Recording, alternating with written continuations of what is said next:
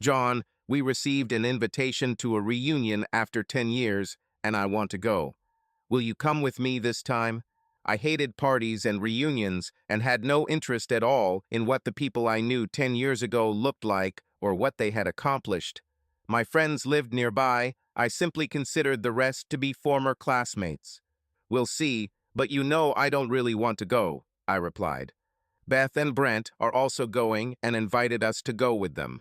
Come on, John, we haven't been going anywhere much since you started working as a truck driver. And anyway, what if I go alone and Mark Brady is there too? Amy asked with a smile. Listen, Amy, I know you're joking, but I don't find it funny. I just don't like this guy. Amy and Mark were both athletes when I transferred to this school from the inner city for my senior year. Amy and Beth played on the volleyball team, and Brent played sports. He and Beth were a couple. I had just moved to the area and didn't know anyone. A couple of guys knew that the school I came from had a bad reputation, and they tried to check if this was true. They quickly realized that this was the case when one guy started hitting on Beth. Brent knocked him down, but two more intervened. I don't like unfair fights, so I jumped on these two and fought them off while Brent dealt with the guy who was hitting on his girlfriend. Since then, Brent and I have become good friends. Then he introduced me to Amy. She and Beth grew up together and were always best friends. I asked Amy out, and she said yes. Brent told me that Amy used to date Mark, but I didn't want to get involved in someone else's relationship, so I asked her about him. She admitted that they dated, but their relationship was not serious. In senior year, Amy and I started dating, but also without commitment. She even went on dates with Mark a few times. I think she enjoyed flirting with both of them. I soon got tired of this state of affairs, and I told Amy about it.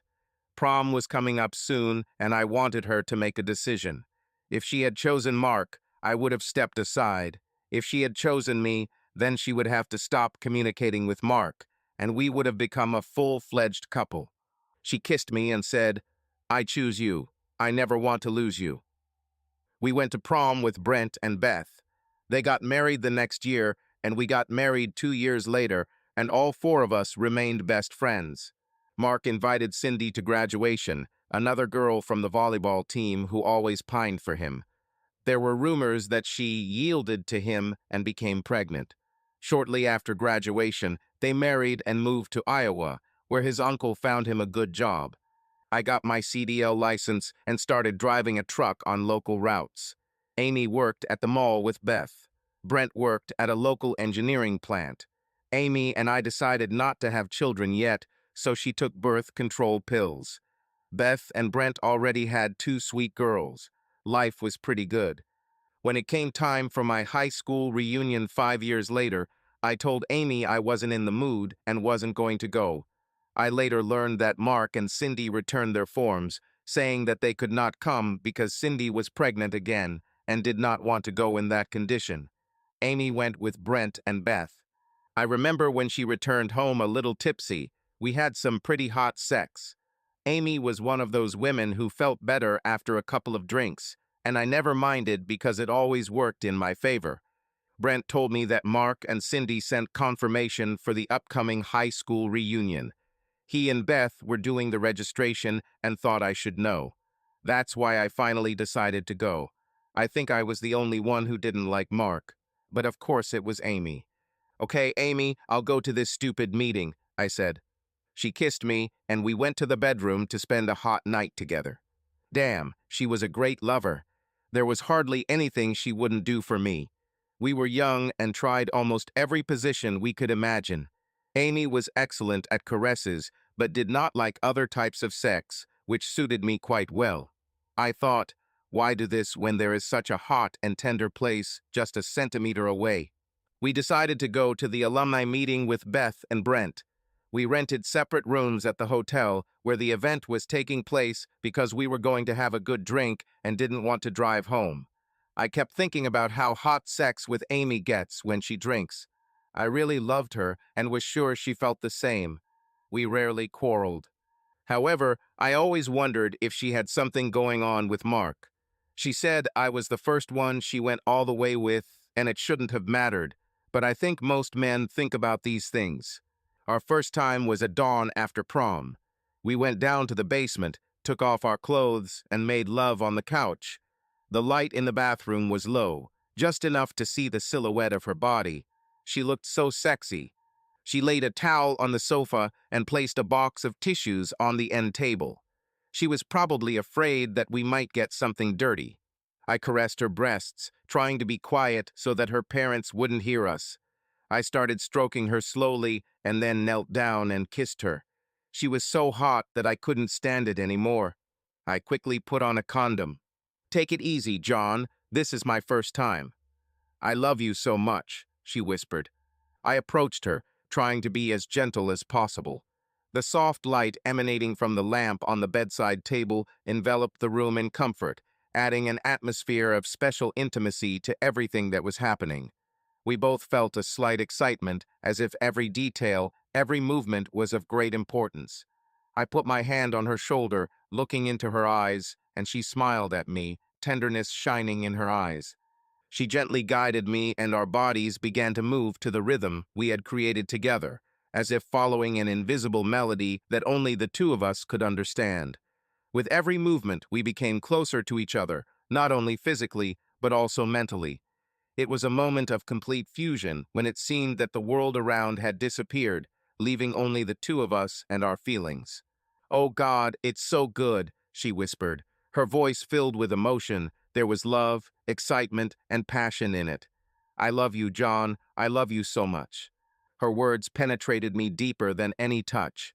I felt our hearts beating in unison, how her warmth enveloped me. She looked into my eyes, and at that moment we reached a peak, when everything else lost its meaning, when all thoughts disappeared, leaving only a feeling of incredible happiness and closeness. When it came to an end and our movement slowed, I carefully stopped. We both lay in silence, enjoying the moment and the special connection that had appeared between us. Her breathing gradually calmed down, and I still felt her warmth next to me. She smiled and, taking a couple of napkins, carefully went to the bathroom to clean herself up. I remained lying there, comprehending what was happening, enjoying the feeling of peace and happiness that filled me. After a while, I also got up, took some napkins, and began to get dressed, feeling amazingly calm. When Amy returned, she looked at me with joy and love shining in her eyes. "It's okay," she said, smiling. We approached each other and kissed tenderly, as if to seal the promise we had just made to each other. At that moment, we understood that now everything would be different. We became a couple, and this feeling filled me with joy and confidence in the future. I looked at her, and in her eyes, I saw the reflection of my own feelings. It was a moment of absolute happiness, and I knew it would remain in my heart forever. We saw each other constantly, and soon Amy began taking pills. The first time without a condom was simply unforgettable. Amy laughed and said it was a lot messier now, but she liked the feeling of me without barriers. A couple of months ago, I was working in the basement fixing the furnace vent when I heard the doorbell ring and Amy went to answer it. It was her friend Beth. They sat in the kitchen, drinking fruit cocktails and talking. I heard them so clearly as if I was sitting at the table myself. They discussed their marriages and how happy they were. Beth was talking about her kids, and Amy mentioned that she was going to stop taking the pills because we might be planning a family soon. We decided that we were old enough and financially ready. Over time, the conversation reached the ex-boyfriends. Beth admitted that Brent is a good lover, but sometimes stops before she's ready. I was surprised when she said she had only been with one other guy, the one Brent beat up when we met. Of course, Amy already knew this because they had always been best friends. This guy was just hitting on Beth at the time because he wanted more attention. "What about John? You always say he's a great lover. Is he really that wonderful? Is he better than Mark?" I almost fell out because of these words. I always thought I was Amy's first. It shouldn't have mattered because we weren't together yet, but it meant she was lying to me. Mark was terrible. He just grabbed my breasts, had rough sex with me, and that was it. I've only been with him twice and never really enjoyed it until I was with John after graduation. I didn't understand why women talk about great sex like that until I was with John. He was always so attentive and sensitive. "There's no comparison," she said, and the girls laughed. On the one hand, it hurt me that she was with Mark, but on the other hand, it was nice to know that she thought so highly of me. It was so long ago, and we weren't together then, so I decided not to bring up the topic. Instead, I remembered what she said the first time we met and spent a passionate night with her. It was one of the best love-making experiences we ever had. The next morning, she asked me what came over me. "I just wanted you to know how much I love you and that I don't want to be with anyone else." "I feel the same way, John. I will love you forever." Homecoming weekend came and Amy was mad at me for working that day, but I promised her that I would be home on time. Everything was going well until one of my truck tires blew out. When I called the company to send a repair truck, they said it would take a couple of hours. When I called Amy and explained the situation, she was furious. I tried to explain that it was not my fault and even said that if I had time, I would still come there. After she once again called me selfish, she hung up. It was very unpleasant for me, but I could not do anything. Finally, I returned to the station around 9 o'clock in the evening. The reunion was supposed to end at 11, and I thought there was no point in rushing to be there at the last minute. But still, I was ashamed that I had upset Amy, so I decided to come after all. We could spend the rest of the night together at the hotel. I arrived at 10:45 to find Brent and Beth clearing out the check-in desk at the entrance to the main room. "Do you know where Amy is?" "I know I'm late, but I had a problem with the truck," I said. "The last time I saw her in the hall, she was saying goodbye to people," Brent answered. "Would you like to come in and say hello to everyone?" Beth asked when I didn't move.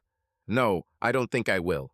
I looked into the room and saw Amy in the far corner. She was talking to Mark. This immediately angered me, and I began to look for his wife, Cindy. "Where the hell is Cindy?" "I see Mark, but she's not there," I asked, turning to Brent.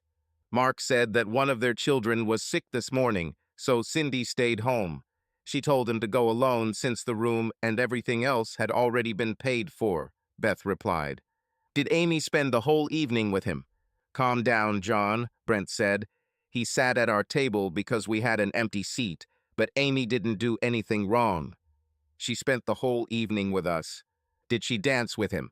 "Yes, with me, and with Bob, and with Charlie, and with other classmates." "I swear, John, it's not her fault. She may have drank a little more than usual, but she was with us the whole time. Why don't you come in and surprise her? I think she would be happy that you came after all," Brent said. "No, the meeting is almost over. I think I'd better go up to our room and wait for her there." I went into the room for a couple of seconds to grab a bottle of rum and a large bottle of cola. "Don't tell Amy you saw me. I want to make it a surprise," I said, showing the bottles. They laughed and promised to keep it a secret. I then went to the front desk, took the key card for our room, and went upstairs. He turned on a small night light, poured himself a rum and coke, and settled into a large chair in the corner. I was still angry that Amy danced with Mark, but it was my fault for not showing up. Besides, Brent and Beth wouldn't lie about her behavior at the meeting. They were glad to see me, and if something had happened, they would probably have been nervous at my appearance. As I sipped my rum and coke, I remembered an incident a couple of years ago when I came home and heard a message on my answering machine from Mark. "Hi, Amy. This is Mark. Remember me? We haven't seen each other since school, and I thought maybe you'd like to have dinner with me and reminisce about old times. I'm in town today, but I'm heading back tomorrow. If you can, call me at the motel. It will be great to see you. I'll be waiting for your call." He left his mobile number. I was immediately infuriated by this message, especially because he didn't say anything about his wife or even invite me. I decided to call him back right away. Mark answered the second ring. He probably saw our number on the ID. "Oh, you called so quickly. Looks like you missed me as much as I missed you," he said, thinking it was Amy. "No, Mark, I didn't miss you at all," I answered. "I don't know what you want, but the next time you call my wife, I will find you and send you away in a body bag. Take it easy, John. I didn't mean anything bad. Just thought I'd call a few old friends while I'm in town, he said. How many old friends are you going to meet at dinner tonight? Is your wife, Cindy, in town too? There was silence on the other end before he answered. Sorry for calling, John. Just tell Amy I said hi. Let me repeat it, Mark. Stay away from my wife. And I'd better never see your name on a call ID again. I hung up the phone with a bang and deleted the message. I didn't think Amy knew anything about it, and I didn't see the point in telling her and causing unnecessary commotion. The sooner I forget about this call, the better.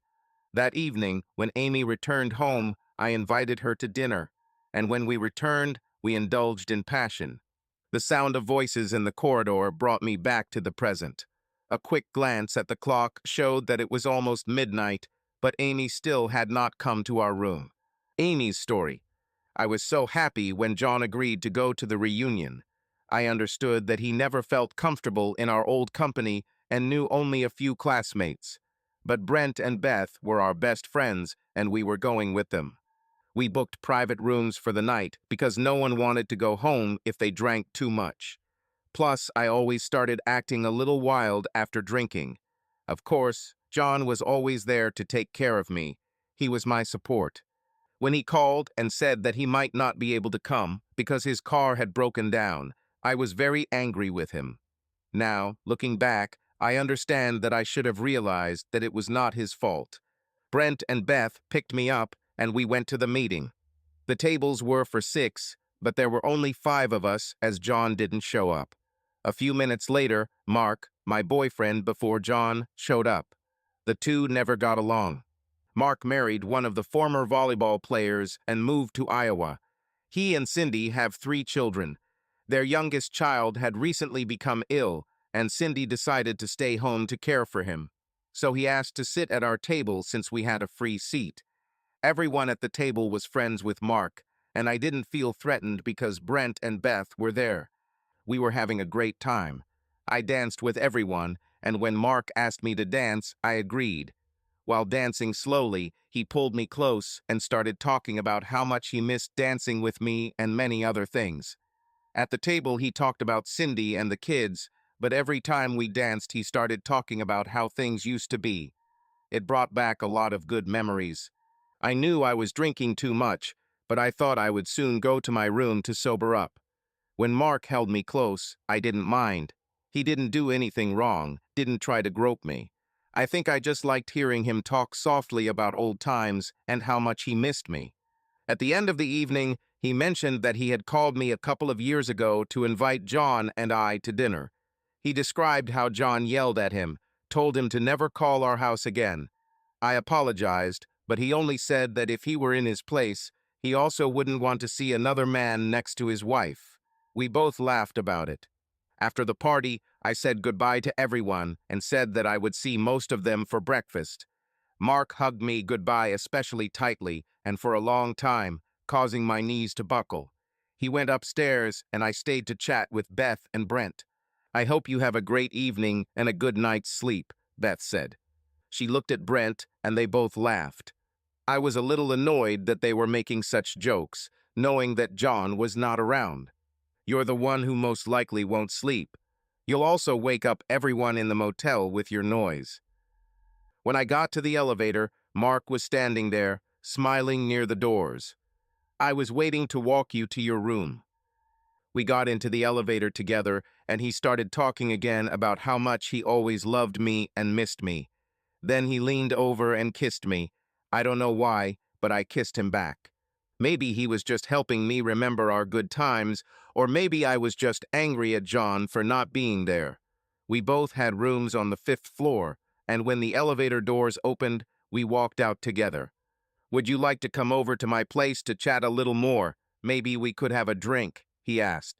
I had no excuse except that I drank too much. Why don't I go to the room not alone, but in the company of an old friend? But I nodded and went with him.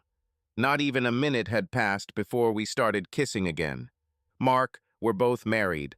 We shouldn't do this. It's wrong. Ami, No one will ever know about this. This will remain between us, just like in the old days. Who knows, maybe we will never see each other again. While he was telling me all this, he slowly undressed me. I knew it was wrong, but I let it happen. Soon I found myself completely naked, and before I realized what was happening, he was already having sex with me. It wasn't love, it was just sex. I had to wonder if he would do it as quickly and finish as quickly as before, leaving me unsatisfied. He wasn't much better than our first times, but I guess the very thought that I was cheating and getting away with it somehow spurred both of us on. Since he also drank a lot, it took him a while. He asked me to please him, something I had never done before. When I agreed, he groaned and said what a great lover I was. After that, he took me again. Now we were having a different type of sex. I was so exhausted that I just lay down and fell asleep or passed out. I suddenly woke up. There was darkness all around. I tried to come to my senses, and then the realization of what I had done hit me. Now nothing could be changed. I really regretted what happened. Despite his anger at John, he didn't deserve to be betrayed. I was still completely naked. I pulled on my panties and dress and stuffed my bra and tights into my purse. I knew I looked terrible, but I had to somehow get to my room at the end of the corridor. The clock showed 4:45 am, early enough to hope that no one would be in the hallway. I looked back at Mark and thought, how could I be so stupid? Slowly opening the door, I checked if the corridor was empty and headed towards my room. Having found the key card, I inserted it into the lock and opened the door. The light was on inside, and I decided that I had forgotten to turn it off. But as soon as I entered, I froze in place. John was lying on the bed. I must have made some sound because he woke up and looked at me. He looked at his watch and then back at me without saying a word. I was scared to death. It was clear that he was slightly drunk. Throwing my clothes and bag on the floor, I headed to the bathroom to take a shower and wash off all the dirt of betrayal. The whole time I was in the shower, I was thinking about what to say to John. Should I confess to him or lie to him? How could I explain my appearance without a bra and tights? I cried the entire shower, and I don't know how long it lasted, but I understood that sooner or later I would have to go out and talk to him. I came out of the bathroom in my robe, ready for John to attack me, although I didn't know what to say. I just cheated on the man I loved with the man he hated the most. But John was no longer there. On the nightstand were his key card and wedding ring. I sat on the edge of the bed and started sobbing. I cried on and off for the next few hours, occasionally stopping to pack my things and get my room in order. I noticed a half-empty bottle of rum and wondered if it had been full when John started drinking. I was so nervous that I vomited. I took another shower, hoping to wash away the sin I had committed. At 8 in the morning, there was a knock on the door. I hoped it was John, but it was Beth with a big smile on her face. When she saw me, she immediately realized that something was wrong. "Where is John? He wanted to surprise you last night." "Amy, what happened?" "Where is John?" she asked. "He left me." "How did you know he was here?" I asked, bursting into tears again. "He arrived at the end of the meeting. He was a little annoyed to find out that Mark was here alone." Brent calmed him down, assuring him that nothing had happened. "Why didn't you tell me he was here? You're my best friend." "What happened? He left for the room about 15 minutes before you. He asked us to keep it a secret to surprise you." "Wasn't he in the room when you arrived?" Beth asked. "Oh my God, Beth, I just ruined my marriage." "What happened in God's name? What did you do?" she demanded. "Mark was in the elevator and we rode together. I didn't want that to happen." I started crying even louder. "God, no, you didn't go to Mark's room. Tell me you didn't do that," Beth said.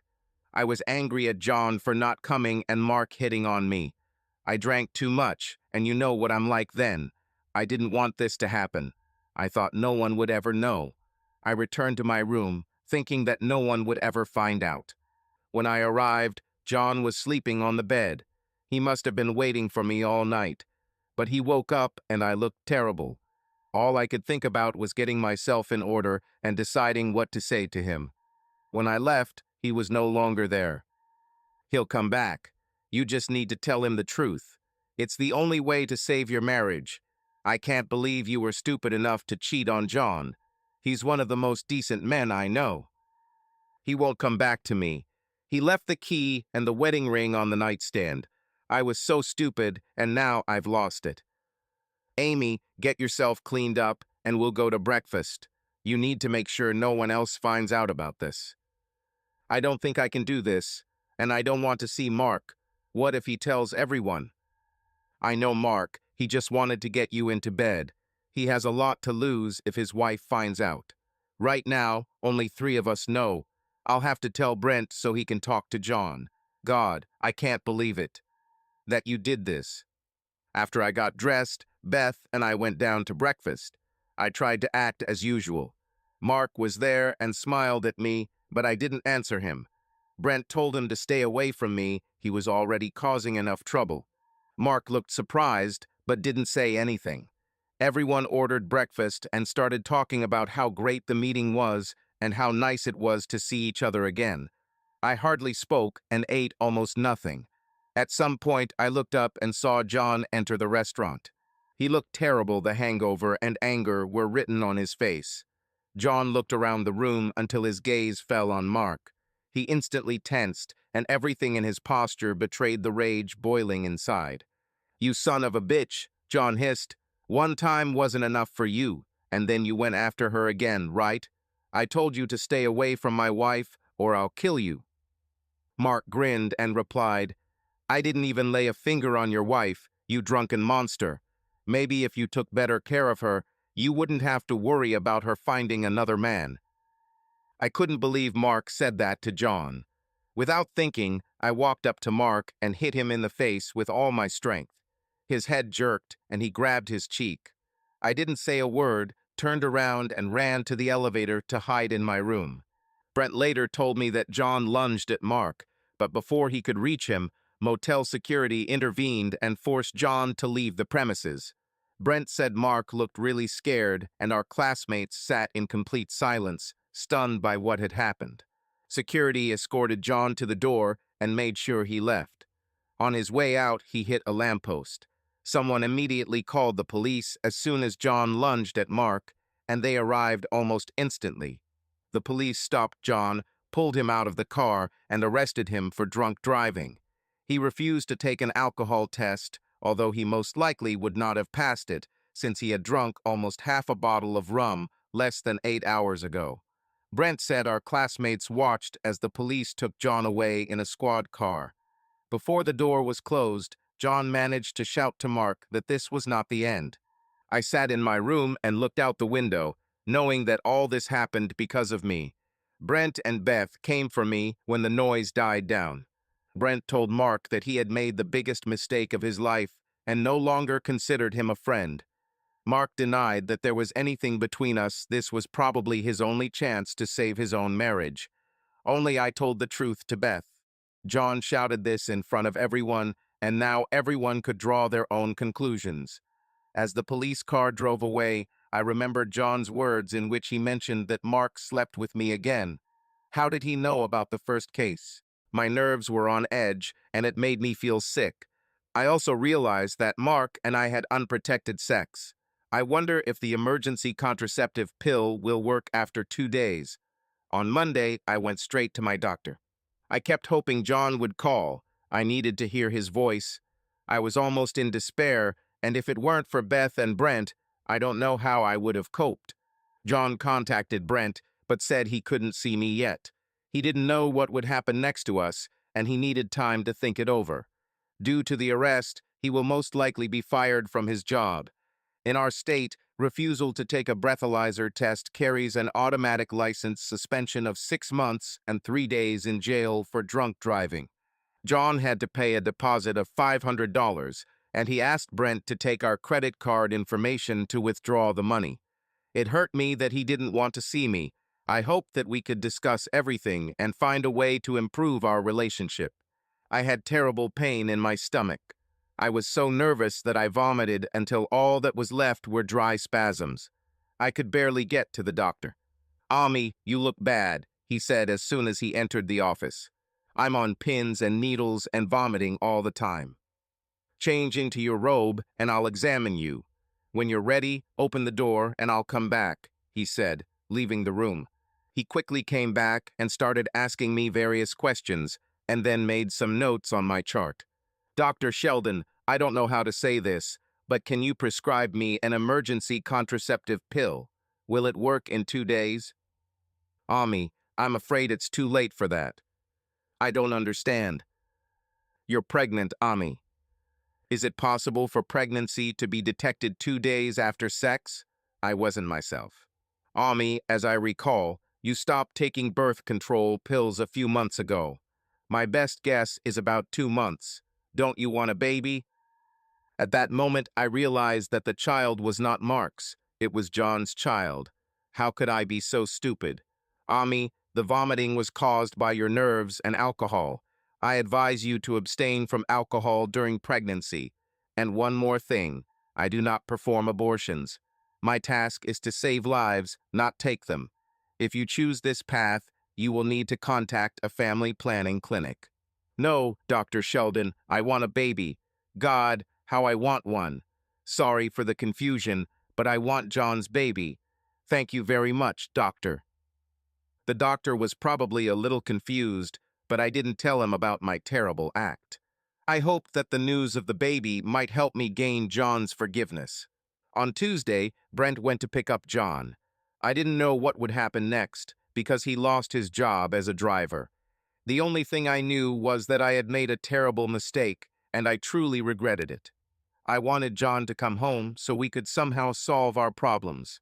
I admitted to Beth that I was afraid of meeting John, not knowing what he might say or do. 3 hours later, when Brent pulled up to our house, he was alone.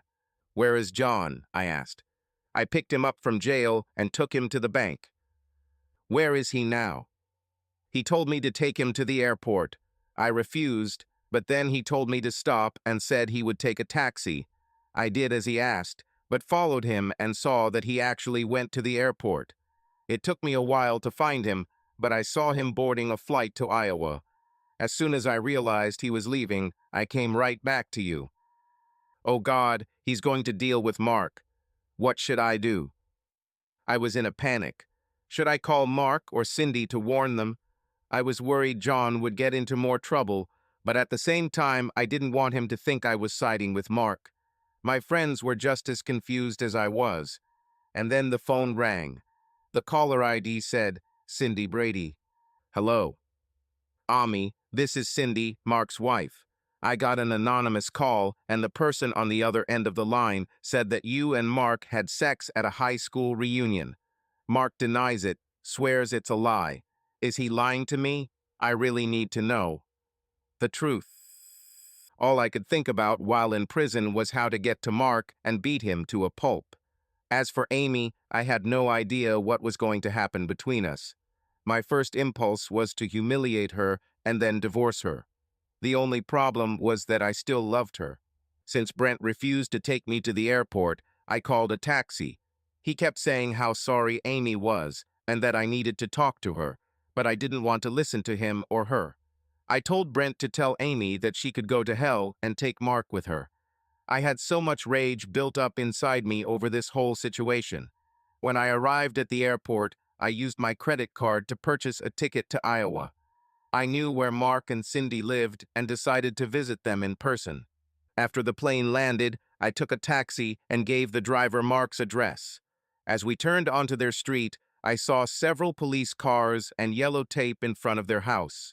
I wanted to ask the driver to go further, but he had already stopped. At that moment, a policeman approached the taxi and knocked on the window. "What is your name?" he asked when the driver rolled down the window. "John Morrison," I answered. "Mr. Morrison, get out of the car and come with me." It was not a question, but a demand. The taxi driver received similar instructions, but after a few minutes, he returned to the car and drove away. I didn't understand what was going on, but it didn't look good. "What's happened? What happened here? Why do you need me?" I asked. "We'll take you to the police station to talk. Cooperate and there will be no problems," the policeman replied. I have the right to know why I am being detained. I didn't do anything. What happened at Brady's? I didn't see Mark or Cindy. We'll talk about this at the station. A few minutes later, we arrived at the police station, and I was taken into an interrogation room. Do I need a lawyer? I asked. If at any point you need a lawyer, we can stop talking, the policeman replied. Mr. Morrison, when was the last time you spoke with Cindy or Mark Brady? I saw Mark on Sunday morning at breakfast after the alumni meeting. I haven't seen Cindy since school. 10 years have passed. Did you communicate with her after that? No, I said that I didn't communicate. Will you tell me what happened? A couple of questions and I'll explain everything. Why did you come to Iowa? I needed to talk to Mark. Did something happen to him or Cindy? He ignored my question and continued asking his own. Is it true that you threatened him at your high school reunion before you were arrested for drunk driving? Yes, he threatened. That bastard slept with my wife, I said, feeling the anger rise again in me. Did you come here to kill him? No, why? Is he dead? I was going to beat him, but not kill him. I don't have a weapon. You saw it yourself when you searched me. What's going on here? Mr. Morrison, Mrs. Brady shot her husband early this morning. She called 911 herself after shooting him. The last number she called before was your house number.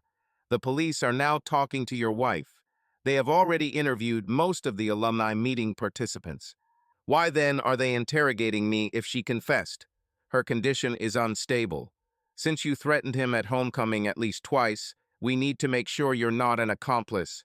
We need to understand why you left prison and immediately went to Mark.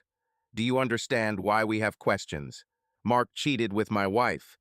Yes, I was going to beat him up so he would know his place, but I wasn't going to kill him. I swear to God I had no such intention. Willing to take a lie detector test or whatever to prove it. Mr. Morrison, we are not accusing you of anything now. We'd just like you to stay in town for a couple of days while we check what you're saying. Do you realize that if you had beaten him like you said, you would have been arrested for assault? The policeman crossed his arms and looked at me intently, waiting for an answer. Understand, but it would only be a couple of months, and he would know that he shouldn't mess with other men's wives. It seemed to me that the policeman almost believed me because I was telling the truth. They let me go and took me to a cheap motel since I didn't have a car. It was not far from the supermarket, where I bought a few things since I didn't even have a change of clothes. The first thing I did the next day was call Brent.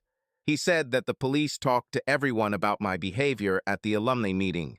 He then explained what happened when he returned home after picking me up. It turned out that Cindy called our house and asked Amy directly if she had slept with Mark. Amy confessed, saying she would no longer hide it and expressed deep regret. She apologized to Cindy many times, explaining that she was afraid of losing me because of this. Cindy said that she no longer intended to tolerate Mark's infidelities and that she was tired of it all. Brent, did Amy tell the police that I was going to Iowa? No, she wanted to protect you from trouble, but at the same time she didn't want you to think that she was taking their side. When the police called yesterday and said that Mark was dead, Amy almost went crazy, thinking that you killed him, until they told her that Cindy did it. She feels it's partly her fault. If she hadn't been such a fool, this might not have happened. She misses you very much, John. I don't want to get into this, but there's something you should know. What? That she repents and will never do this again if I return home. I was a little sarcastic, but after everything that happened, I was still angry. Then he stunned me with the news. No, John, she is 2 months pregnant. You will become a father. What? Are you making jokes to get me to come home? Think for yourself, John. Would it be smart to say something like that if it's not true? What if you came home and it turned out she wasn't pregnant? No, buddy, whether you like it or not, you are going to become a father. Just thought you should know. After I hung up the phone, I just sat and digested the news. I needed time to realize that I was going to become a father. Then I called my parents. They said that Amy herself called them and confessed everything. It was painful for them to realize that she had cheated on me, since they had always treated her as a daughter. They told me to think twice about what I was going to do. Damn, damn, damn. I didn't know what to do. I wanted to take revenge on Mark, but he was already dead. Besides, I didn't have a job and I wouldn't be able to drive for another 6 months. Previously, one of the options for me was to get a divorce, but now I found out that I will become a father. Divorce would be the easiest way out, find a job and pay alimony. If only I didn't still love her. The next day, the police came and said I was free. When I asked about Cindy and her children, they replied that the children were taken by her parents because she was in prison. They said Cindy talked to them as if nothing had happened. She explained that Mark cheated on her one last time and she ended it. After she received several emails from classmates attending the meeting, she called Amy. Mark was in the shower while she was talking to Amy. After hanging up, she took the gun out of the bedside table and waited for him. She fired without hesitation. Relieved that I could leave, I called a taxi and stuffed my few belongings into my bag. A few minutes later, I was on my way to the airport. Since I wasn't ready to see Amy yet, I decided to go to my parents. We had a long conversation. I admitted to them that I lost my job due to drunk driving. "Son, Ray Bullens called you. He's looking for you," the father said. Ray was my employer, and since I had my last paycheck remaining, I decided to meet him the next day. "You need to call Amy and talk to her, John," Mom said. "Mom, I know that you and Dad love her, but she cheated on me, and I can't accept it as easily as you," I replied. "Don't you understand? John, she is carrying your child and needs you. She shouldn't have to go through pregnancy alone. First of all, she is carrying a child, right? Since we know she cheated, I'm not sure he's mine. Secondly, she has you. You are like Mother Teresa. You forgive everyone. But I'm not like that. Please call her and let her know you're here. Maybe tomorrow so you can get rid of me, but don't expect me to be polite. I'm going to meet with a lawyer and figure out my options. Now I have no idea what I will do." The next day I had a busy day. I stopped by Ray's to pick up my check and chat. Ray did not hide what he thought about my action and the fact that I had lost my license because of a woman. "That was really stupid, John. But since you were driving a private car and on private property, your license will be returned to you in 6 months. After this, you will be able to drive our trucks again." He was right. If I was behind the wheel of a truck, my driving career would be over. "I can offer you a job in a warehouse, loading. You won't need a license, you'll work on a forklift and other equipment. The pay, of course, will be less than for driving a truck, but it will be enough to make ends meet. If all goes well, you'll be driving again in 6 months. Why are you doing this for me, Ray? I really appreciate it, but why? You were an excellent employee. You had a clean reputation. You never missed work. I heard your wife is pregnant, so you'll need insurance. I just want to give you a second chance," Ray replied. "Thank you, Ray. Tomorrow I will be here early in the morning, and I promise that I won't let you down." Then I went to an area where there were cheap apartments near a truck depot. The apartment was not very comfortable, but it was quite suitable for me for a while. Small bedroom, kitchenette, living room and bathroom with small shower. The furniture was far from ideal, but I sighed, deciding that it would pass as a home for a while. After that, I met with a lawyer and honestly explained the whole situation to him. "So, are you filing for divorce?" he asked when I finished. "I don't know. I think I still love her, but every day I doubt it more and more. I would like to start the procedure and prepare the papers if I suddenly decide to follow through with this. She's pregnant now, and I need to be sure that the child is mine." I had no doubts before, but after her betrayal at the high school reunion, I can no longer be sure. Since you will be working, I advise you to continue to contribute money to pay family bills. In our state, divorce involves dividing property in half, regardless of fault. "If you stay married, you won't lose anything," the lawyer answered dryly. The lawyer was so emotionless that it seemed as if he had no emotions. For me, it was one of the most difficult decisions of my life, but for him, it was just another day at work. Back at my apartment, I called Amy. "John, I'm so sorry for what I did," she began immediately. Amy, you cheated on me. You can't fix it. I rent an apartment and will live here for some time. It's close to work, and Ray lets me work in the warehouse until I get my license back. I don't know what will happen to us. I made a huge mistake and I regret it every day, she said. As you say, I can't fix it, but what can I do to prove that I truly repent? Nothing. You cheated and even lied to me about sleeping with Mark before our marriage. I can close my eyes to what happened before the wedding because we weren't married then, but you lied to me about it. How can I trust you? How can I trust that you are telling the truth now? Perhaps you had other affairs and they simply did not come to light. No, I didn't cheat with anyone else, only with Mark, she said in a quiet voice. So you say, but why should I believe you? I want to believe, but I don't know if I can. We both know you get loose when you drink. How do I know you didn't let someone take advantage of it? You weren't always with me when you drank. Usually I was with you, or Beth was with us, and she would never lie to you. When you were away, Brent and Beth brought me home. What I'm trying to say is that I was faithful to you. This is your child, and you must trust me. No, I don't have to believe. If I'm going to support this child, I want to make sure he's mine.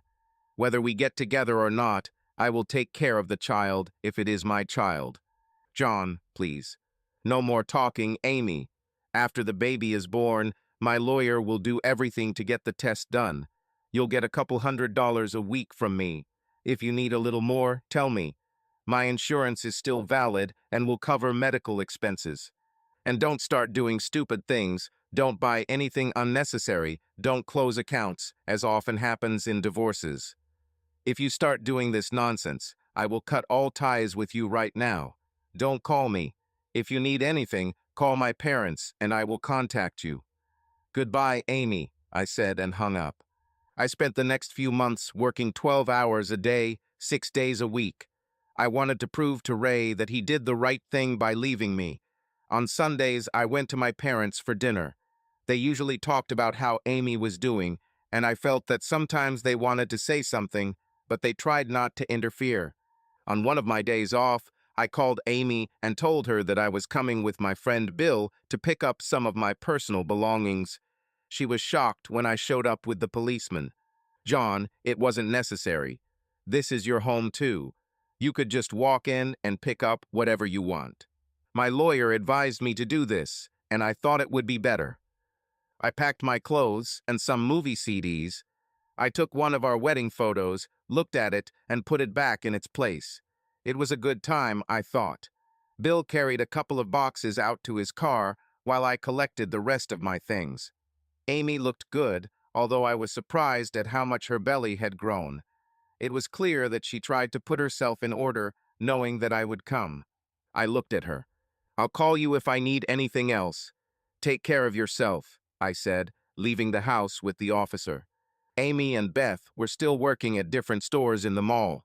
Sometimes I would just go there, stay in the shadows, and watch Amy. She was good at communicating with clients, and everyone seemed to like her. One day, I saw her talking to Cliff Harrison. He was also a womanizer and also studied with us at school. I didn't know exactly what was going on between them, but I began to suspect that Cliff was trying to ask Amy out. She kept shaking her head, but old Cliff didn't seem to give up. Maybe he thought that if she slept with Mark, she would sleep with him. I wanted to understand what he was up to, because Amy was still my wife, and I did not exclude the possibility that we could be together again. I went into the store where Beth worked. "Hello, stranger," Beth smiled. "What brings you to the shopping center today?" "I was just taking a walk and wanted to buy something." "What's new with you?" I asked. "Everything is as before. I work, take care of the kids, fight with Brent, and visit Amy.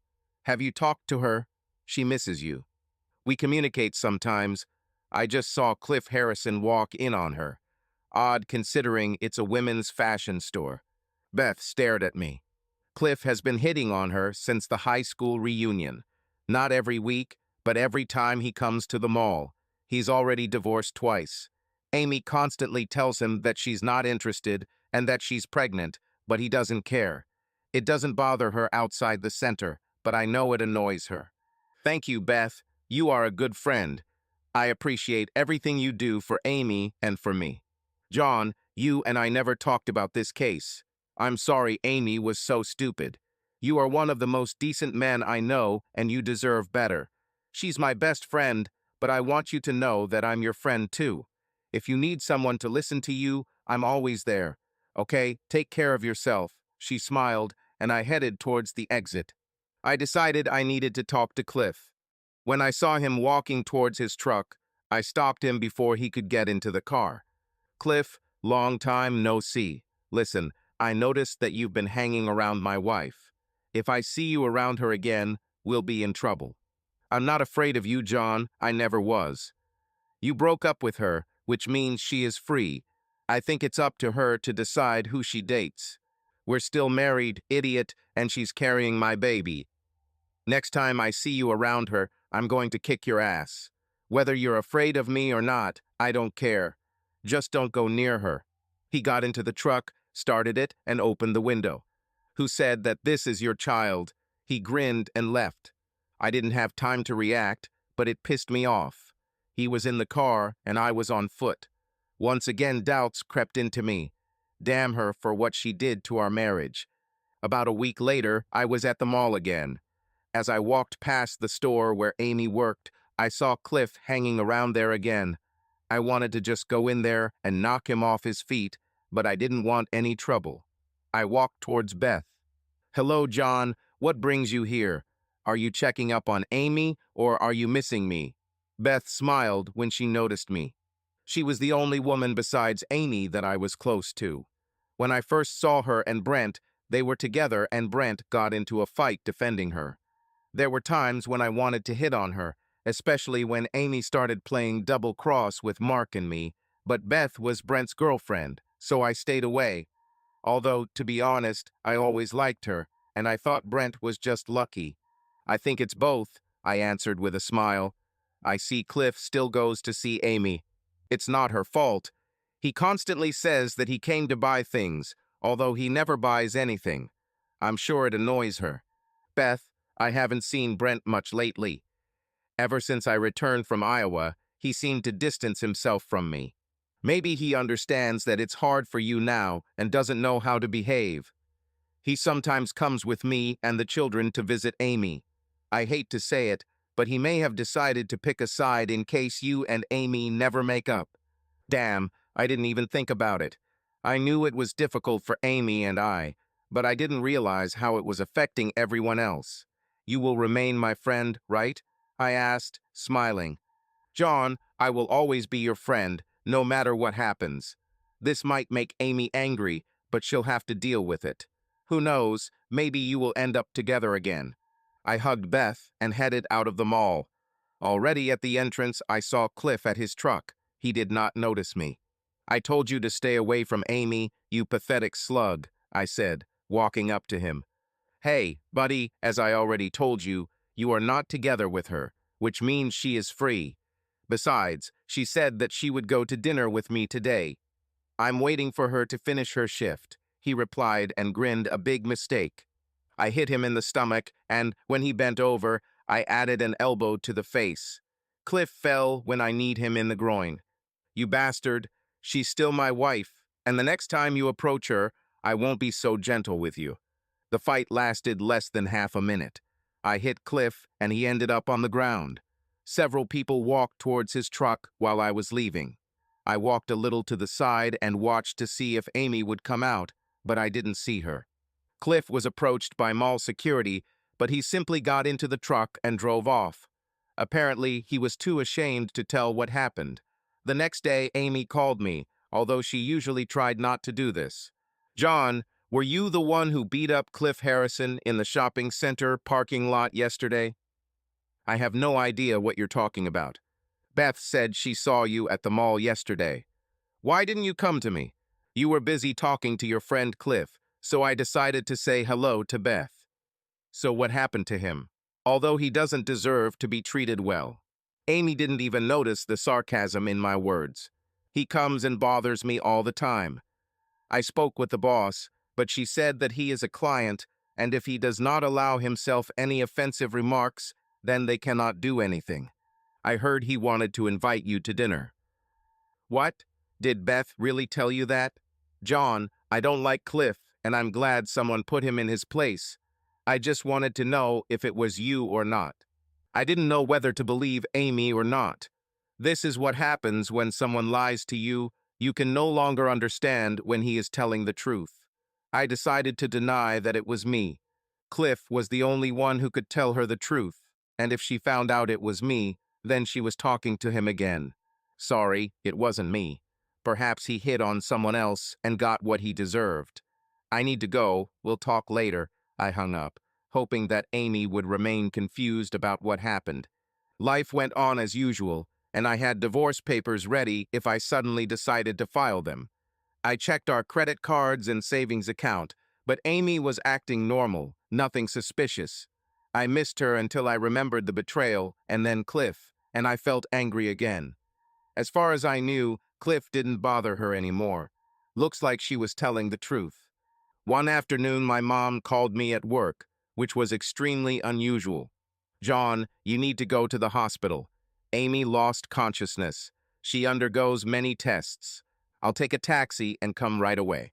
Amy was not even 8 months old, but until then everything was fine.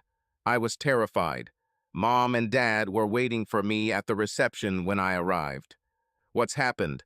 What happened, Mom? Amy passed out at work.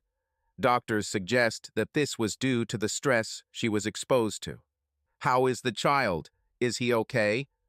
Earlier, during an ultrasound, we were told that it would be a boy. The doctor said he would talk to us after receiving some results, the father replied. About 15 minutes later, the doctor came up to us. John, your wife is in a dangerous situation. It will be difficult for her to carry the baby to term if her stress level does not decrease.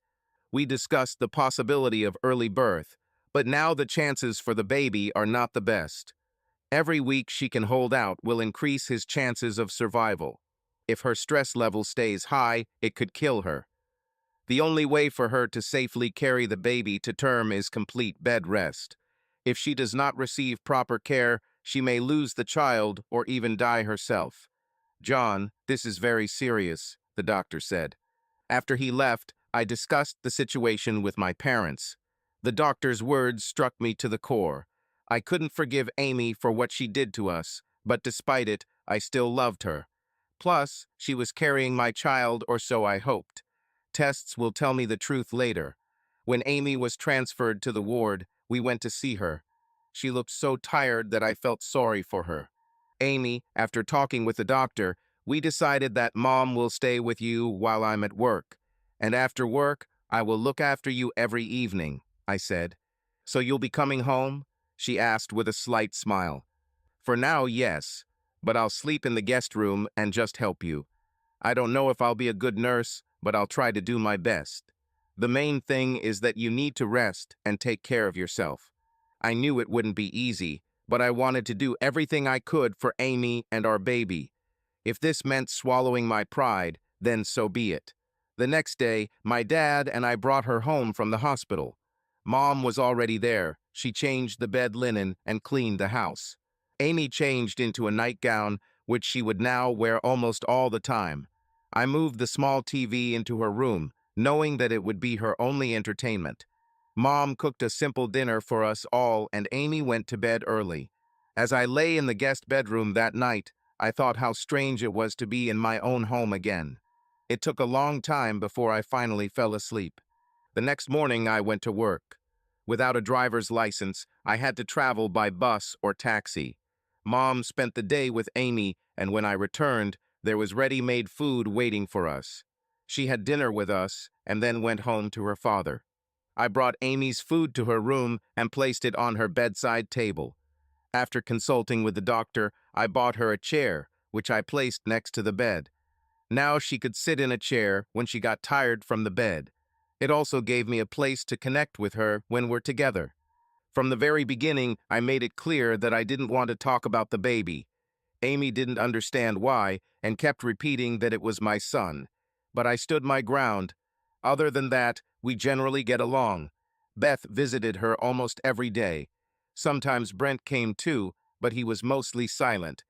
I realized that he continued to remain neutral, waiting to see where everything would come. Amy talked to me kindly all the time. One evening, she complained that her back hurt and asked if I could give her a massage. I said I wasn't going to do anything intimate, but she assured me that she just wanted a massage. I took out the massage glove with batteries that we had used before. She couldn't lie on her stomach, so she turned on her side, and I began to gently massage her back. "John, this feels so good," she whispered. I continued to move the glove along her back, and this also brought me relief. It was our way of getting closer to each other. Sometimes I would touch her thighs, and she would just laugh softly. Gradually, I moved to her stomach and gently massaged it. She made little noises to show how much she liked it.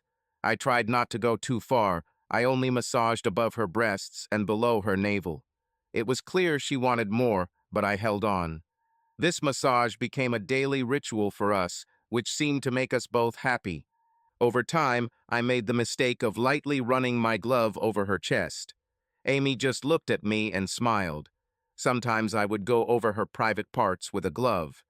At such moments, I quickly left, afraid that she would notice how it affected me. I decided it was time to tackle the kids' room.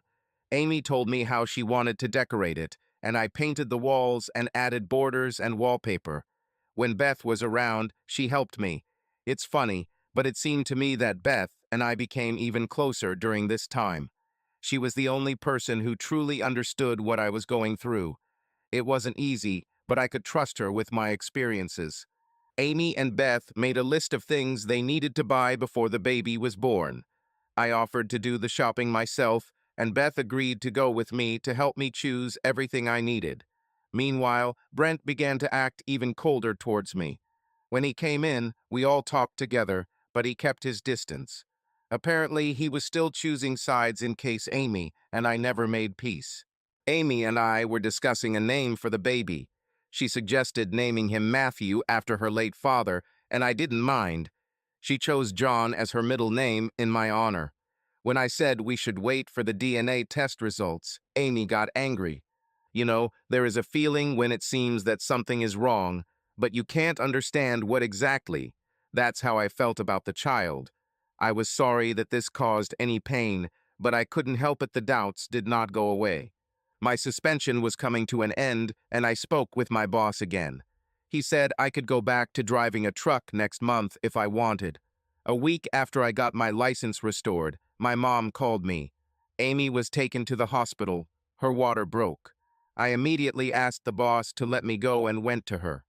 When I arrived, my father said that the doctor believed that labor would begin in a couple of hours. We were all taken to the delivery room, where we could be together until the birth process began. It was clear that Amy was in pain, and she was clutching my hand tightly as she screamed. The doctor suggested that I stay for the birth, and although I hesitated, I still agreed. When the birth team entered the room, my parents came out. Thousands of thoughts raced through my head, and suddenly I began to hope that the baby would be mine. Maybe this connection, holding her hand and thinking about our future, made me soften. A moment later, Amy screamed, and the doctor held the little boy in his arms. He looked like all newborns, a little dirty, but I was too shocked to care. "Well, Amy and John, you have the perfect boy," the doctor said, and showed me how to cut the umbilical cord. He then handed the baby to the nurse, who cleaned him slightly, wrapped him in a blue blanket, and handed him to me. I had to sit down. I was afraid to drop it. After they took care of Amy, I placed the baby in her arms. At that moment, everything seemed perfect. Amy smiled and kissed the baby before the nurse took him away for measurements and other procedures. I went out to tell my parents and friends that I could come over. Beth and Brent were there too and walked in with my parents. Before I went home, I asked the doctor to speak with me privately. I said I wanted a DNA test to confirm paternity. The doctor didn't look happy, but agreed to do the test as soon as possible. My parents were overjoyed to have this as their first grandchild and seemed completely absorbed in their new role. I knew that even if Amy and I didn't end up together, they would want the baby to be a part of their lives. The next day I returned to work, deciding not to sit at home, tormented by waiting for the test results. After work, I stopped by the hospital and spent the evening with Amy and the baby. Parents and Beth also stopped by during the day, so Amy was clearly not left without support. A couple of days later, I brought Amy and the baby home. While we were in the hospital, the doctor said that the test results would be ready in the next few days. At home, Amy placed the cradle next to the bed, saying that she wanted the baby to be next to her. It was clear that she was coping well with the role of mother. She said she wasn't worried because she had been helping Beth with her children since they were born. I held the baby myself for a bit, but tried not to get attached until the test results were ready. Amy didn't know I had ordered the test and seemed to think I had changed my mind or put it off until later. One Saturday, Amy invited Beth and Brent to play cards. Beth said that their children were spending the night with their grandparents because they were going to take them to the zoo the next day. While the four of us were playing, there was a knock on the door. I got up to open it. It was a courier with a registered letter. I signed the receipt and looked at the envelope, immediately realizing that these were test results. "What is this?" asked Amy. "These are the results of the paternity test between Matthew and me. I asked to see him immediately after his birth." Amy looked stunned. "I can't believe you actually did this." "I told you that I had never been with another man except." She didn't want to say the name, but we all understood who she meant. "Well, do you want to open it yourself, since you're so sure?" I tried to appear calm, but inside me everything was bubbling with excitement. Beth and Brent watched us in silence. "Give it here," Amy said irritably and snatched the envelope from my hands. "I will prove to you once and for all that you are Matthew's father." Amy opened the letter and stared at it. The expression on her face changed. Her mouth was open, but no sound came out. "What happened, Amy? What's wrong?" Beth asked. "This can't be true. It must be a mistake," Amy said, turning pale. Beth grabbed the test results. "What does it say, Beth?" I asked her. She looked at me with sadness in her eyes. "You are not Matthew's biological father." I was stunned. I just sat and looked at Amy, who was crying. "This is a mistake, John. Honestly, you were the only one I was with at that time. Apparently, you forgot. You were probably on one of your benders while I was out of town. It's hard to say who you might have slept with. Maybe the father is Cliff." "No, John, please listen to me. I've never been with Cliff. Never. The only times I drank without you were with Beth and Brent." Brent just sat there, nervous and silent the entire time. Amy looked at him, and something seemed to suddenly dawn on her. "What's happened?" Beth asked as Amy gasped. "No, it can't be. It was a dream, just a dream." "Amy, what are you talking about? What dream? When?" Beth asked, confused. "Remember, a couple of months before the reunion, we went dancing and drinking. John went away for the night, and you left the kids with your parents for the night." "Yes, but you were with us. Nothing happened. We both drank too much, and you spent the night at our house. What dream are you talking about?" "That night, after I went to bed, I dreamed that John came into the room and began to caress me. It was so nice. He started making love to me like he always did when I was drunk and horny. I didn't know what happened. I tried to remember the night, and it seemed to me that I saw Brent, not John, and I panicked. So I got up and went to the shower." No one in the room said a word as Amy continued to talk about that night. "When I got out of the shower, I walked into the kitchen where you two were sitting and drinking coffee. He smiled at me, but everything looked normal, and I decided that it was just a dream. Now I think Brent might have taken advantage of me." Brent jumped up as I lunged at him, backing him into a corner. "She's lying. I didn't touch her, John. She is your wife. I would never hurt her. We're all best friends." I pinned him against the wall a couple of times until Beth screamed for me to stop. "John, I don't know who to believe. Amy is my best friend, and I believe she had a dream if she said so." She looked at Brent. "If you took advantage of Amy, I will divorce you. I want you to take a DNA test as soon as possible. If you didn't touch it, then there shouldn't be any problems." Beth tried to hold on, although it was hard for her to think about her husband and Amy. Brent looked scared to death. He looked at us and then turned to Amy. Let me tell you the truth. I didn't take advantage of Amy, but we had sex. When I heard this, I could not restrain myself. I hit him and called him all kinds of insults. He fell and curled into an almost fetal position as I tried to hit him again. I managed to land a few good blows before something hit me from behind and everything went dark. When I woke up, I was in an ambulance. The paramedics said they were taking me to the hospital for observation. They treated Brent's cuts and bruises and sent him home. I thought the police would arrest me for assault, but Beth talked Brent into not filing a report. The next day, Beth came to visit me in the hospital and talk. She admitted to hitting me with a frying pan before calling 911.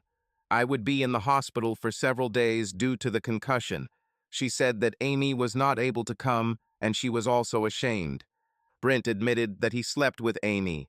He kept saying it wasn't retrieval because when he started touching her, Amy asked him to continue, she said. Amy was always like this after drinking, so I could imagine how it happened. He told me how we always joked about having a foursome, and that when he saw Amy half naked, he couldn't resist. At first, he just wanted to touch her, but when she asked him to make love to her, he gave in. He became scared and returned to bed. The next morning, he tried to behave as usual. He thought Amy was on birth control, so he didn't say anything. I believe him, but I think he knew that if you found out, you would kill him. He was right. I would have done it if you hadn't hit me on the head with a frying pan. I'm sorry, but your beatings wouldn't have changed anything. Brent tried to make excuses and said that you treat me the same way he treats Amy, and he could do the same too. This is both true and false. I really love you, Beth, but I would never do to you what he did to her. I respect you and respected her too much to live out my fantasies like he did. What does she say now, having learned all this? She claims it was just a dream. I'm inclined to believe her. She mentioned that you spent almost the entire night together the next day. Do you remember this? Yes, I remember. Back then, I didn't know why she wanted sex so badly that night. Now I understand that she was trying to get rid of the memories of her dream. That night, we had no inhibitions. What's going on between you and Brent? Are you going to return it? Don't know. For now, he lives with his parents. Paramedics took a DNA sample from him. Next week, we will find out if he is Matthew's biological father. What will you and Amy do? It's over. If the child were mine, I would consider saving the marriage. I know she's been with Mark at least twice, and now with Brent. Who knows if there were others? I just can't trust her. I'm not going to spend my whole life wondering whether my wife will be faithful to me. Besides, I know she won't give up the baby, and I'm not going to raise Brent's baby if it's his. The next day, Amy came to me and again wanted to tell me everything, but I said that I was not interested. I have already made my decision and filed for divorce. You see, if you had just come to our room the night of the reunion, nothing would have happened. We would make love, and in the morning we would have breakfast and go home. You would give birth to a child, and I would think it was mine.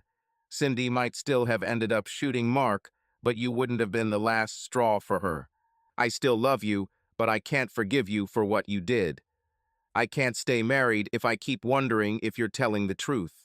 If you sign the papers, we will be divorced in 2 months. She cried and said how much she loved me. I believe this is true, but I'm not sure if this love would be enough for her. I felt better when she left. When I left the hospital, I moved back to my old apartment near work.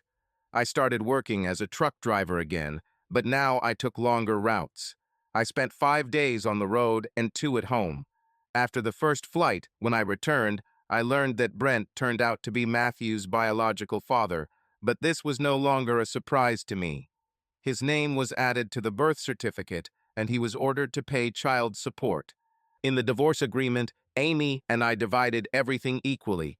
I had to pay her $200 a week in child support, but no child support.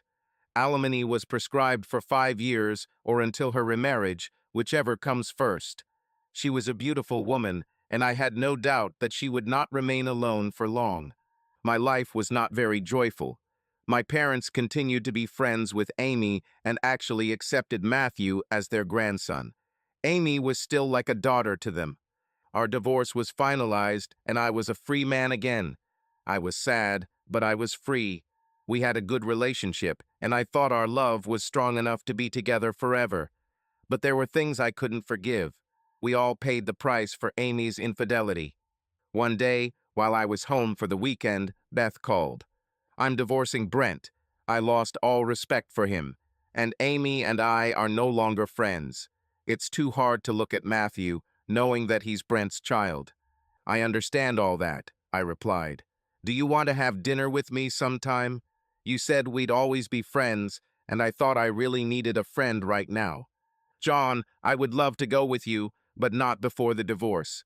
It should be completed in about a month. There's one more thing I need to tell you." "What's happened? Is something wrong?" "I know that Brent is visiting Amy.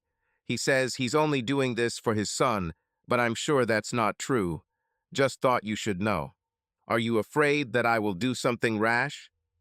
"To be honest, yes. Not against them, but for you. I don't want you to get beaten or put in jail again. Believe it or not, I hit you with a frying pan to save you." "Save me? How to understand this? Did you hit me to save me?" "I saw the hatred in your eyes.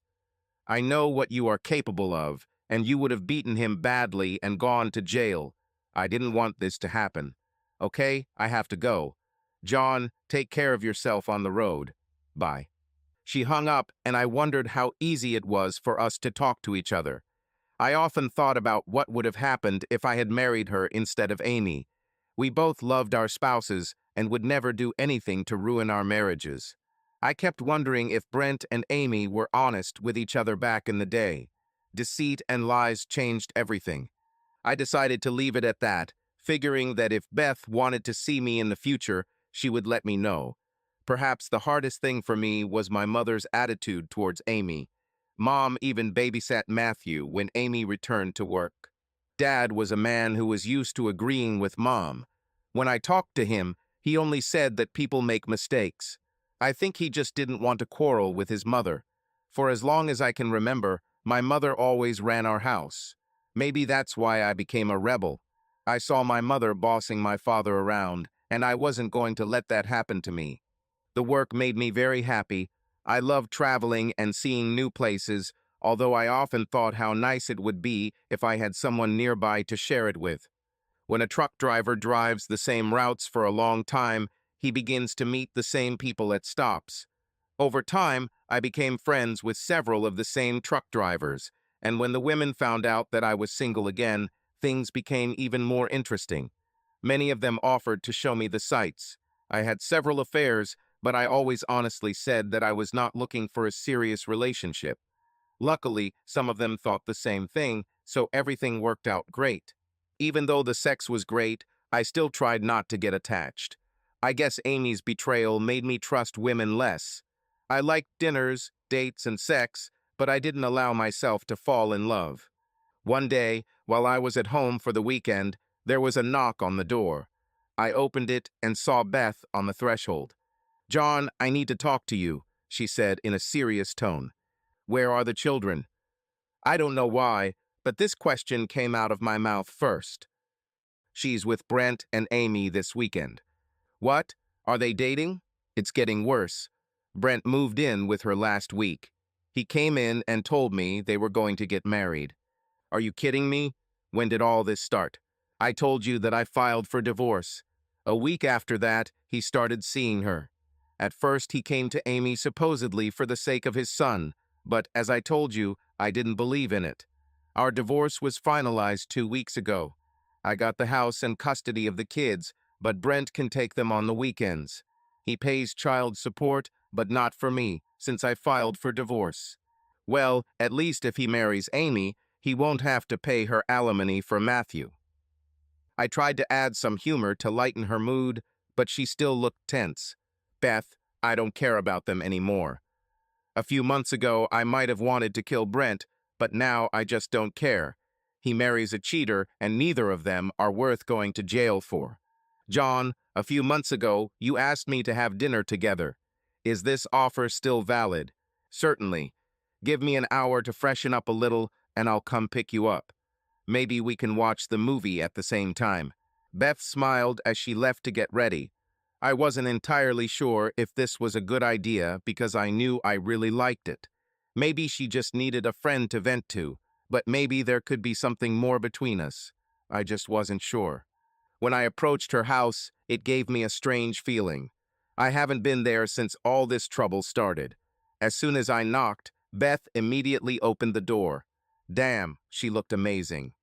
Well, where do you want to go for dinner? I heard that McDonald's is currently offering 2 burgers for the price of one, I joked, trying to relieve the tension I felt at the sight of her. She looked at me for a few seconds before smiling. I was thinking about Red Lobster, but wherever you want will suit me. We went to Red Lobster, where we were immediately shown to a table. It was pretty quiet at first, so I decided to break the silence. Beth, I'm a little uneasy. I don't know what to say, how to behave, or what to talk about. You have to help me. I feel like a teenager on a first date and don't want to make mistakes. She smiled at me. We have been friends for over 10 years. There's nothing we can't discuss, although I'd rather not talk about Brent or Amy. But if necessary, we can. Let's talk about sweet moments like the one when you mistook me for her and grabbed me by the ass. Oh God, I remember that. It was when we all went to the beach together, and I didn't know you were in the locker room with her. I hid to the side, and when you came out, I grabbed you, thinking it was Amy. And how do you think I felt until you turned red as a lobster and started apologizing? She laughed. We reminisced about other good times we had together, including those with Brent and Amy. This came up naturally in the conversation. Beth, do you think they were together before they confessed? Honestly, I don't know. I want to believe that it's not, but I'm not sure. Now it doesn't matter anymore. They are together. What about us? I don't know what you expect from me. Are we just good friends? Or will we become lovers? I loved you almost as much as Amy, and now, probably even more. I'm not ready for courtship, engagement, or marriage. You have 2 children with Brent. I've always liked them, and I want you to know that I don't like them any less than I did before all this happened. Easy, John. You're too worried about possible outcomes. I always took care of you. That's why I'm here with you tonight. I want to remain good friends. As for lovers, I'll leave the decision up to you. I'm not looking for a husband or even a boyfriend. I just got out of a very bad relationship and I'm not ready to dive back into another one. That being said, I truly care about you and always have. What I need between us is honest friendship, a person with whom I can share my thoughts and whose shoulder I can cry on if necessary. I don't have Amy as such a close friend anymore. We stopped talking about our personal relationships and started eating dinner. After that, we went to a club, drank a little, and danced. As we slowly danced, I held her closer. She smelled and felt so good. She looked at me, and without hesitation, I kissed her. It was a short, soft kiss, but I felt the passion between us. Should I apologize, or do you want me to kiss you again? She stopped me and pressed her lips to mine again.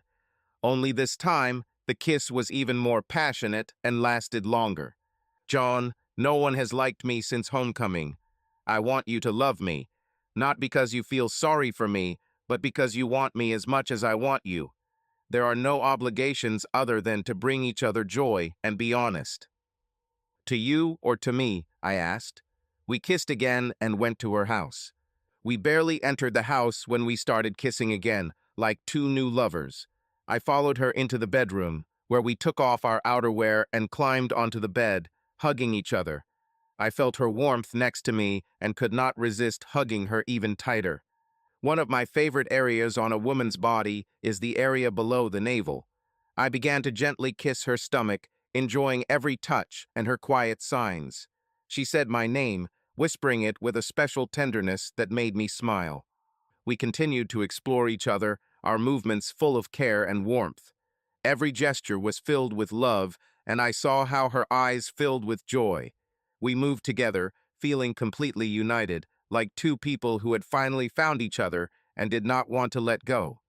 When our feelings reached us, we froze in our arms, enjoying this moment of intimacy. I held her close to me, feeling how our breathing gradually slowed down and harmoniously merged together. This moment was full of sincere love and tenderness, and I knew that it would remain in our memories for a long time. Then she stretched out on top of me, pressing herself against me, and we lay there for a while before she slid off me. We fell asleep, completely exhausted. I woke up later, turned off the light, and settled down next to her again, feeling her body next to me. The next morning, we took a shower and went to breakfast. Over the meal, we discussed how our communication would develop further. After yesterday, it was easy for me to admit that I really care about her. The problem was that I wasn't sure if it was a good idea to get close. It was quite strange that our ex-spouses were going to get married. John, I know you're thinking about us. Last night was the best night I can remember. I understand that the situation is difficult for both of us. Initially, I thought that we would just have sex to get rid of this desire, sort of like getting even with our exes. But honestly, I don't want to stop seeing you. Beth, I feel the same way, but it's too early to talk about a serious relationship, especially with a woman I've dreamed of for so many years. I'm not sure where this will lead. You know my schedule, it's good if I'm at home 2 days a week. You need someone you can rely on, who can be there for you and maybe one day become your husband. I can't be that person now. Look, I can take care of myself. I earn enough and don't need a man to live normally. I need a friend with benefits, someone I can talk to, have fun with, and even be close to if the desire arises. I don't think about the future now. If we can see each other a couple of days every 2 weeks, that's enough for me. I don't know what the future will bring, but I'll deal with it when the time comes. My parents live nearby, I visit them often, and I have plenty of other friends and relatives. And my girls are my life. I'm always busy, but I wish I had that special friend, and it would be you, she said, smiling. I'm fine with that. You are an amazing woman. I used to have little reason to come home, but knowing that I can talk to you or see you changes everything. Are we going to tell anyone about us? Yes and no. We can tell those who see us that we are just friends. I want my girls to know you better. Maybe we can take them to the cinema or to the zoo. If you feel uncomfortable because they are Brent's kids, I understand. No, I like Ashley and Amber. I don't mind us all going out somewhere together, I answered, imagining her children. Well, Brent picks up the girls every other weekend. At this time, we can be alone if you have no other plans. Since we're not a couple, I'll try not to ask you about your other dates. I only hope that you will be careful. I thought about the women I had met at some stops along the way. None of them were even close to Beth. What about you and other men? Although we are not a couple, I'm already feeling jealous at the thought that you could be with someone else. I'm not sure if we can achieve this format. John, I can't promise that I'll never date someone else since we're not together. But I promise that before I have intimacy with another man, I will tell you about it. This way, if you want to end our friendship, we can do it. Thus began our friends with benefits arrangement. The first week I was home, she had the girls over, and we all went to Chuck E. Cheese together. While the girls played games, I could talk to Beth. I told her I wanted her, and she just smiled and said maybe next week. The next week came, and we repeated our first date. She was an incredible lover. Beth admitted that she didn't know where she got it from, but she assumed that it was me who inspired her. Over the next weeks and months, we spent a lot of time with the girls and took them to different places. Beth said I was a better father to them than Brent. Several times we couldn't see each other, and I felt lost. This weekend was terrible for me, but I understood that she had other obligations to her family. I was still just a friend and didn't attend family events. One afternoon, we took them to the zoo. Ashley was 6 years old and Amber was 7. They were both sweet and full of energy. We were looking at the animals and having fun when Amber looked at me. Are you my mom's boyfriend? I didn't know how to answer her, so I said, let's see, I'm a boy and she's my friend, so I guess I'm her boyfriend. Ashley looked at her mother and laughed. My mom likes you. I really like your mom too. For now, let's just say that we are close friends." The girls started giggling and their mom smiled. "We really like you, John, and I'm crazy about you too."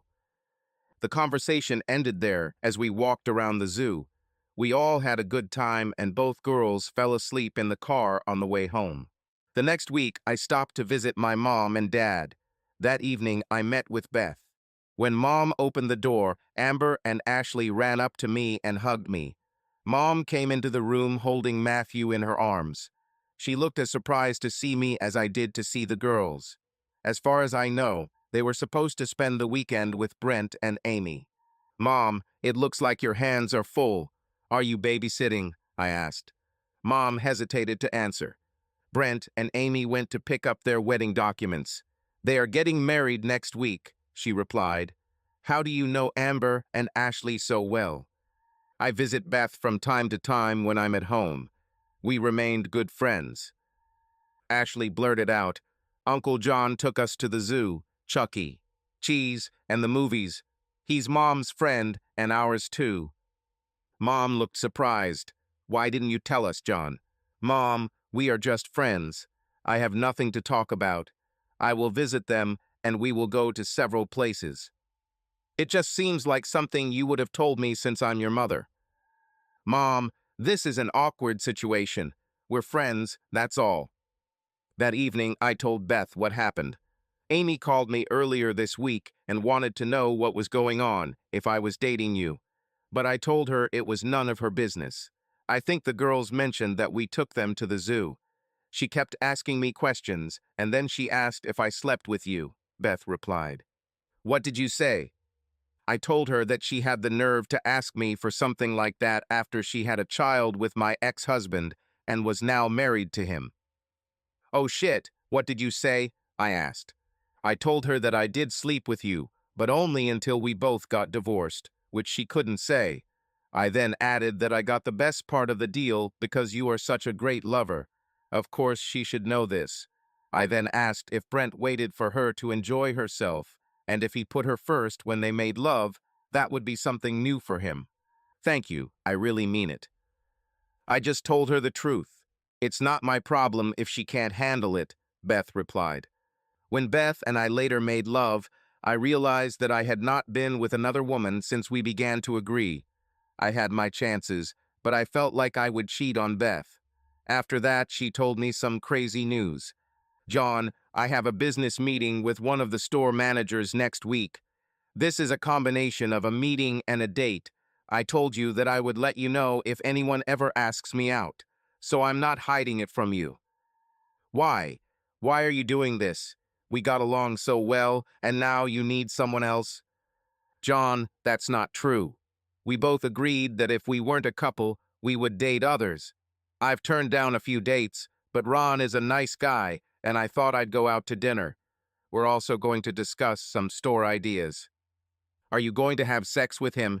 I asked in a very angry tone. "John, don't act like that. I'm just trying to be honest with you, like we said in the beginning." She was right, but I hoped it would never come up. Did we remain friends with benefits, or did I break up? Crap. Life was going so well too. I need to leave. "John, please don't leave like this. I love you." "Yes, just like Amy loved me. I think all women are the same." "I don't deserve this. I've been honest with you from the very beginning. Now you think I'm an easy girl because I'm going on a date." Although I wanted to say something, I couldn't. All the anger from what Amy did clouded my judgment. "Good night, John," she said as I walked out the door. I felt dizzy. That's when I realized how much I cared about her. It was easy to have sex and go out with her and the girls without any commitment on my part. I just drove the truck and spent my free time with them. Life was good and simple. But now it was not so easy. All week, all I could think about was Beth with another man. The streak of jealousy that I thought I had gotten rid of returned. My ex-wife was getting married this coming weekend, and the woman I loved was going on a date. What the hell was I going to do? Then Beth called while I was on the road. "John, I'm worried about you. Are you okay?" "I'm fine," I said sarcastically.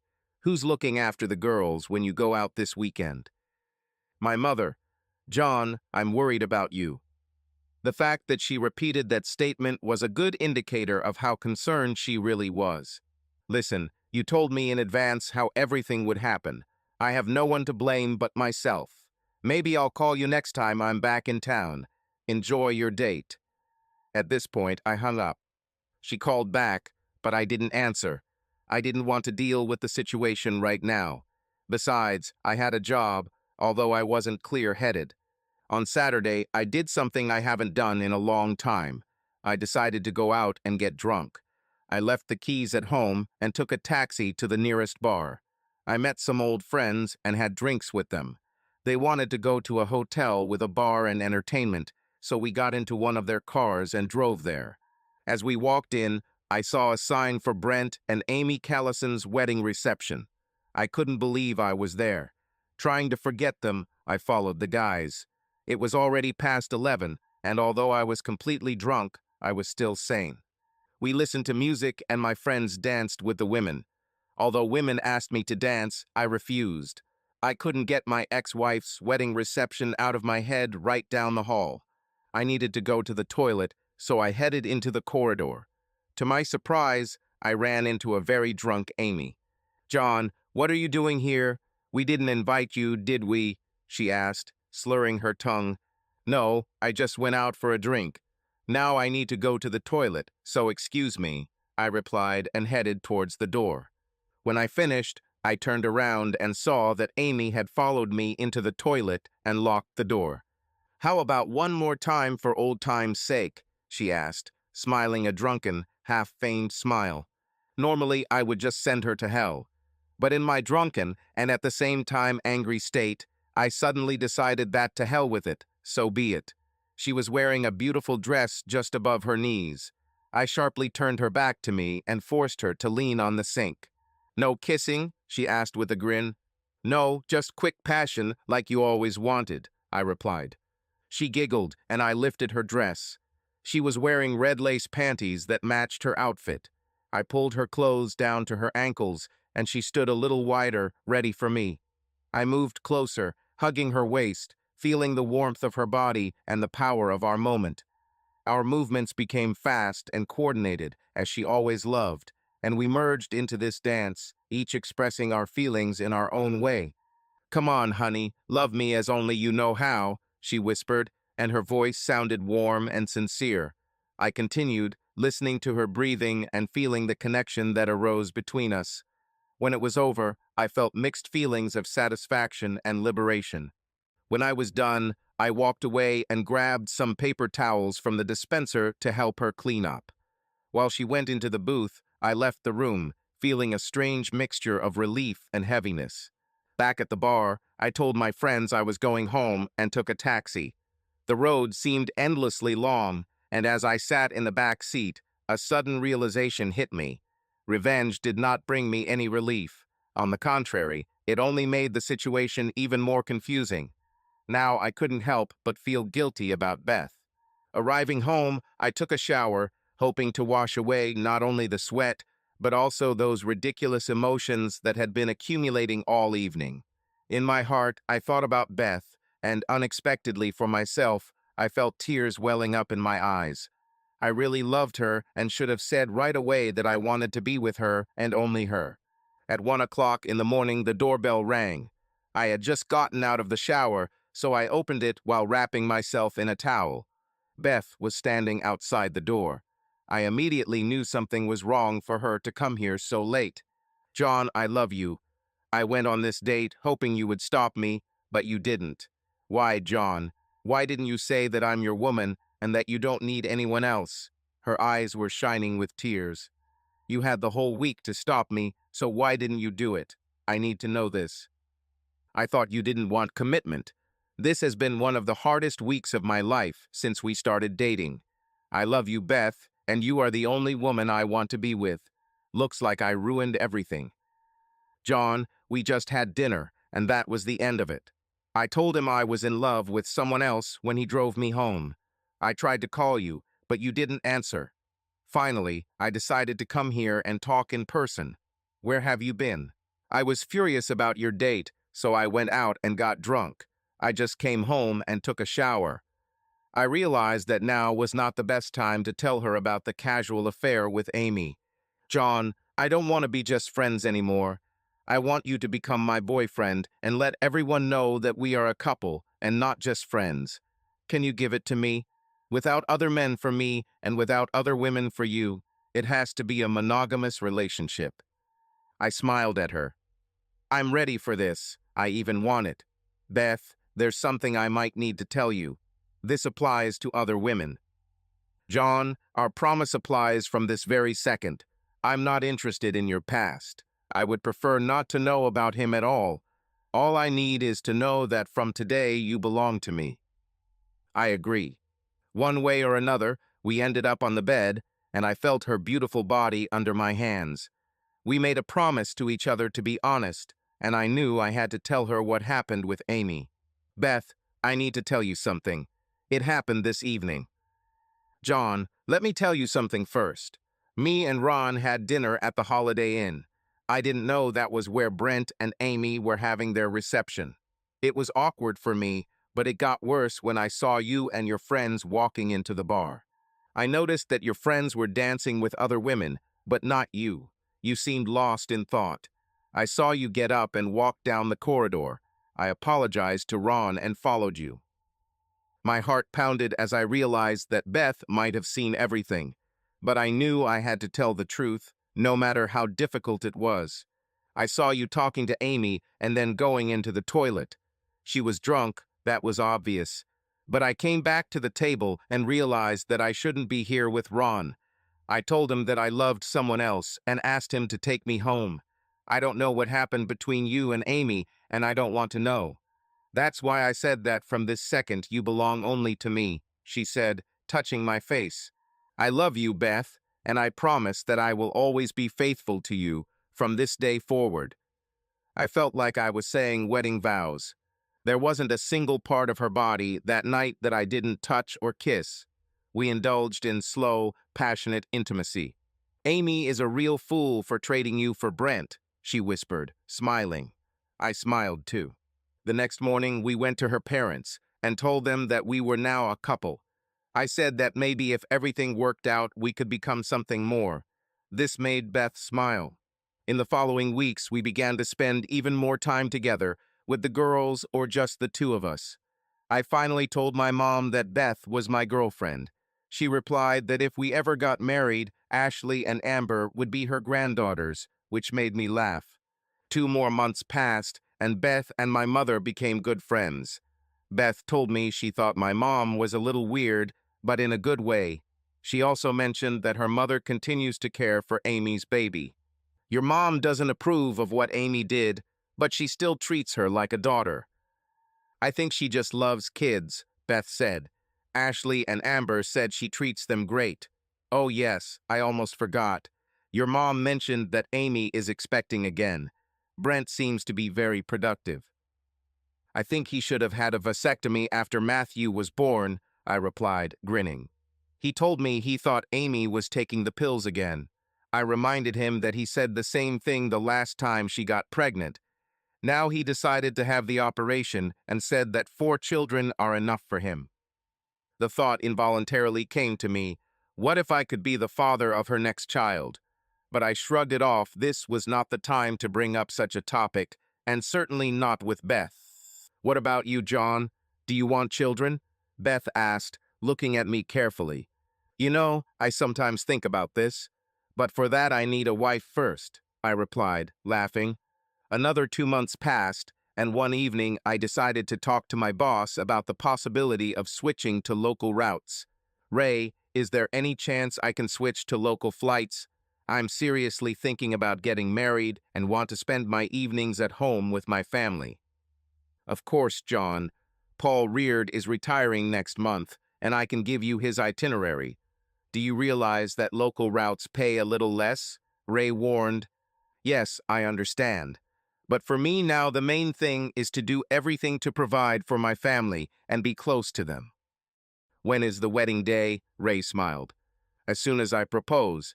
Hopefully this evening, I answered as I walked. That evening, Beth and I were going to have dinner, maybe go to a movie or dance.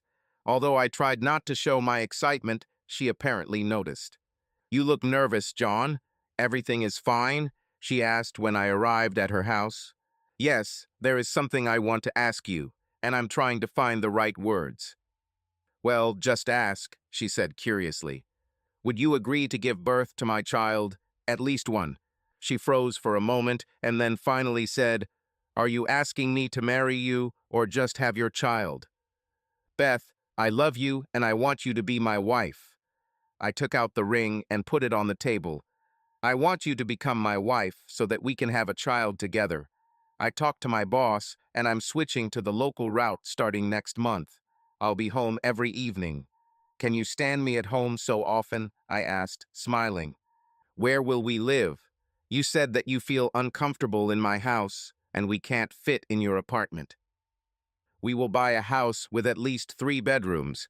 The girls will be able to have their own rooms, and you and I will live in the largest room. And there will be one more for our child." I winked at her, pleased with my idea. "Are you sure about this, John? Is this really what you want?" I couldn't be more confident. "I love you and I love girls. I promise to take care of them as if they were my own. I want us to be a family so that I have a home where I am happy to return every evening. I think we make a great couple." "Yes, John, I will marry you and have your baby and move into a big house and share our bedroom with you. And no, I will never get tired of seeing you every evening," she said, smiling and hugging me. We didn't get to dinner that evening. Instead, out of our overwhelming feelings, we spent the night together, discussing our future and enjoying each other's company. A month later, we got married and found a cozy house that suited our budget. The girls were delighted and started calling me just John instead of Uncle John. Life was wonderful. We enjoyed every minute together, spending time both with the girls and alone. One evening, as we were just relaxing together, Beth turned to me with a sly smile. "Are you ready to become a dad?" she asked with a playful glint in her eyes. "Are you pregnant?" I felt my heart beat joyfully. "And I can guarantee you that the father is you," she confirmed, laughing happily. "It seems like sometimes the really good guys come out on top, at least the luckiest ones. As my friend, the Wanderer, says, life goes on." Subscribe to our channel so that your love doesn't cheat on you, and go ahead and listen to the next story, because this story is nothing compared to the next one. If you're under 18, don't even think click to the next one.